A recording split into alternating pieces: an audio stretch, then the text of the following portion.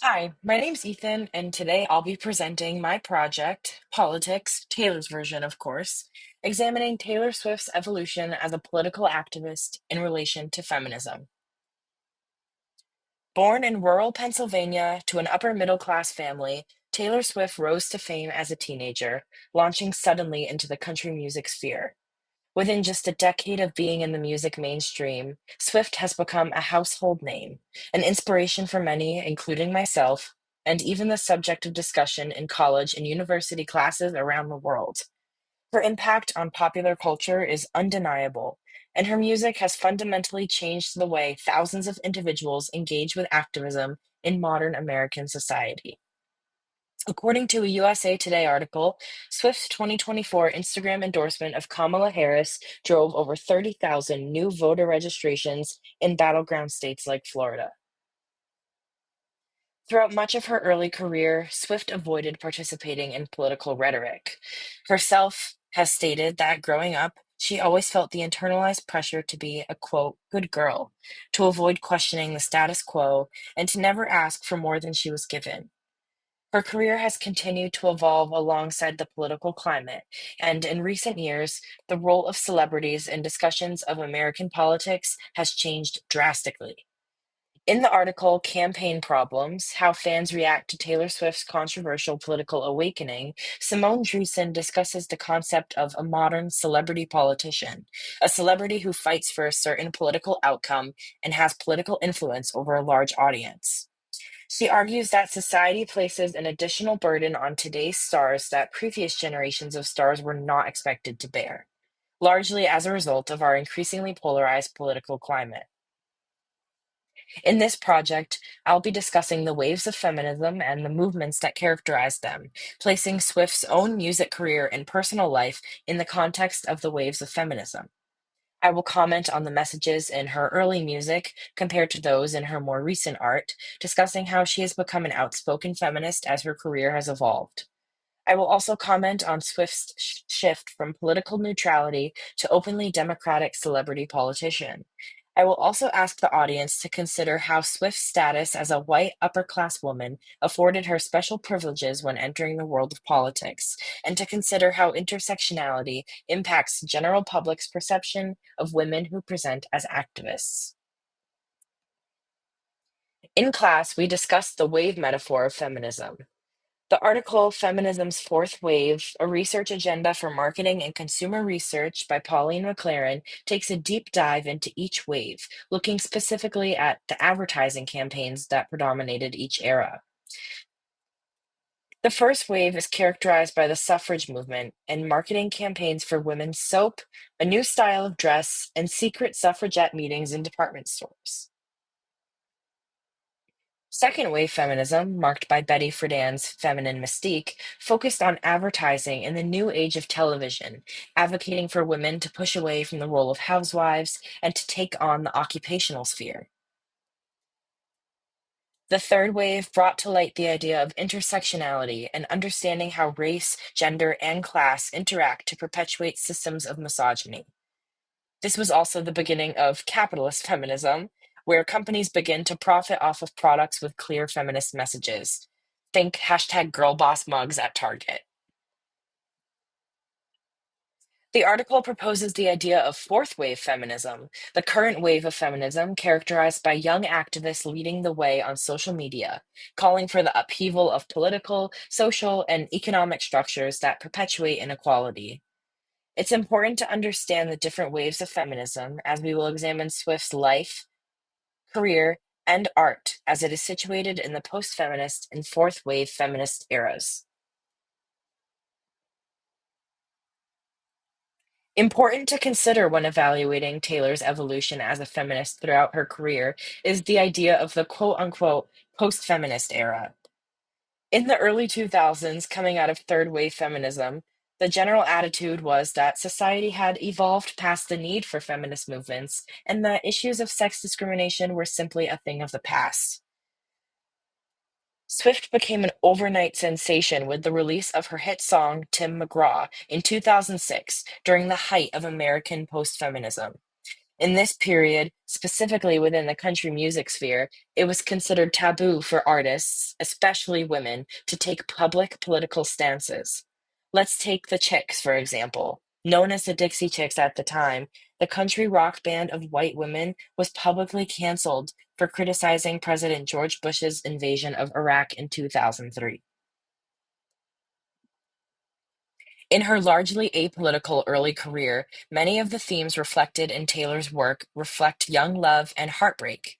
In songs such as Love Story, one of her seminal early works, we see Swift reflect on a stereotypical heterosexuality in a traditional and romanticized way, using the Romeo and Juliet archetype to draw parallels to a high school relationship.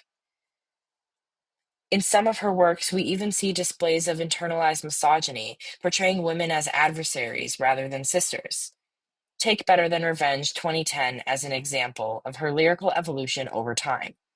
The line, "She's better known for the things that she does on the mattress," was changed to, quote, "He was a moth to a flame. She was holding the matches," in the 2023 re recording of her album Speak Now. As you can see, this sparked a mix of reactions on Twitter.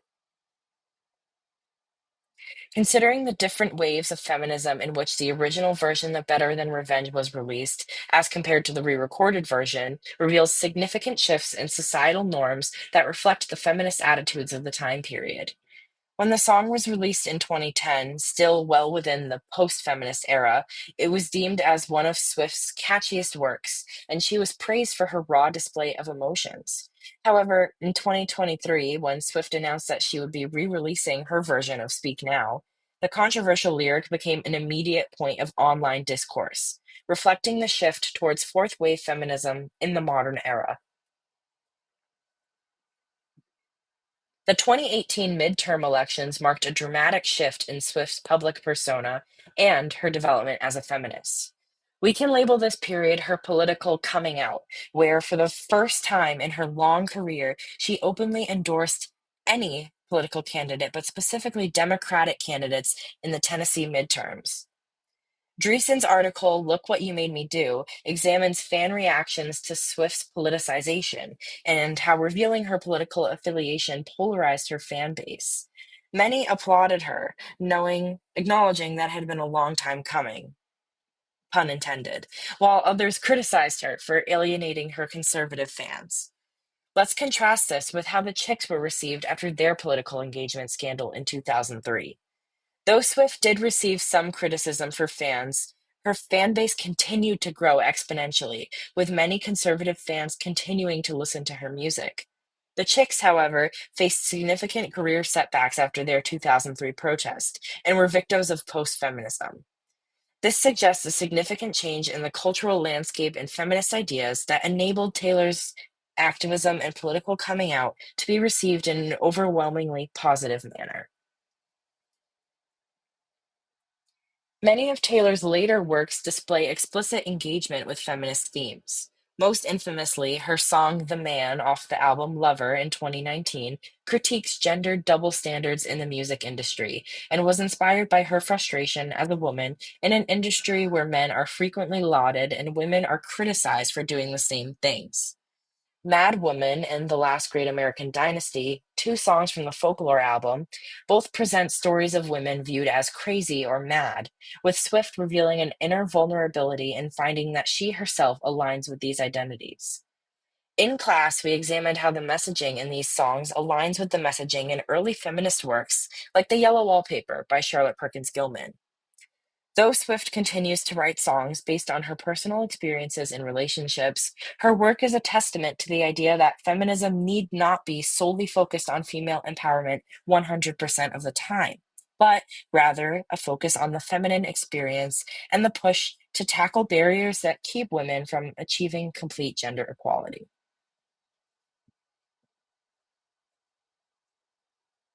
Finally, let's discuss the merits of viewing Taylor Swift as a feminist. Swift's brand of feminism aligns with what scholars call neoliberal feminism. This emphasizes individual empowerment over systemic change.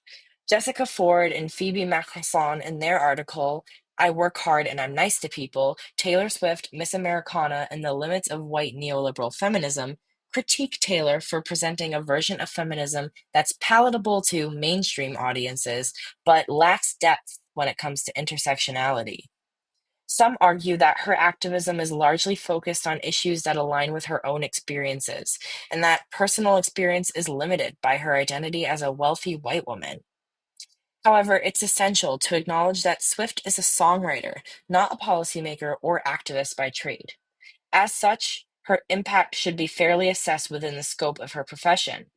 While Swift feminism does not attempt to overthrow societal systems, her lyrics do give voice to women's experiences in a way that is artistically compelling and socially relevant. By holding space in the mainstream for a version of feminism that is palatable to a broad audience, Swift encourages her listeners to evaluate their own experiences within a patriarchal society and to question how their identities perpetuate systems of oppression or subject them to gender based discrimination. A palatable feminist message, after all, is better than feminism that's too specific in scope or too scholarly for a non academic to engage with. Expecting an artist to single handedly bear the burden of the patriarchy and dismantle the system is unrealistic. Instead, we need to evaluate an artist on whether or not they contribute meaningfully within their sphere and display their identities in an authentic manner that allows them to be vulnerable and connect authentically with their audience. By that standard, Swift's work undeniably advances feminist discourse in pop culture. Of course, her work is not without limitations. As previously mentioned, one of the biggest critiques of Swift's work is its lack of intersectionality. Her advocacy is limited by her personal experiences as a wealthy white woman, which leaves out the voices of marginalized communities. It is true that throughout the early waves of feminism, activists of color never received the same recognition that white feminist activists did. Take Audre Lorde and Ma Rainey, for example. Ford and Mackerson also note that women of color in the music industry, such as Beyonce, engage in feminist activism while also having to confront racialized barriers that Swift herself does not have to encounter. Additionally, McLaren discusses the commercialization and commodification of feminism, a critique that can be applied to Swift's brand. She has frequently used her platform to support LGBTQ rights and gender equality, but some argue that her activism aligns with efforts to promote her brand rather than to bring attention to a deeper societal issue. Going back to her song, You Need to Calm Down, Swift advocates for the queer community. However, this brings up the conversation of rainbow capitalism, using consumerism to profit from the LGBTQ community. Critics argue that Swift has made millions in royalties from this song alone, while others, including GLAAD, the Gay and Lesbian Alliance Against Defamation, which Swift mentions explicitly in the song, praise her for making a sizable donation to charities focused on fighting for queer equality and encouraging her fans to do the same. Ultimately, Swift's feminism is not perfect, but perfection should not be the standard. Throughout this class, we have studied the works of several feminist activists and have been hard pressed to find one individual that strikes the perfect balance of activism that's both palatable and intersectional while being effective. Feminism as a movement is made stronger by inviting individuals with diverse experiences and acknowledging that there is space within the movement for everyone to be a feminist, should they wish to identify as one. Swift has demonstrated a consistent willingness to evolve, using her songwriting to articulate feminist ideas in ways that resonate with millions of fans. Her contributions to feminist discourse, though imperfect as so many are invaluable and undeniable, particularly within an industry as male dominated as the songwriting and production industry.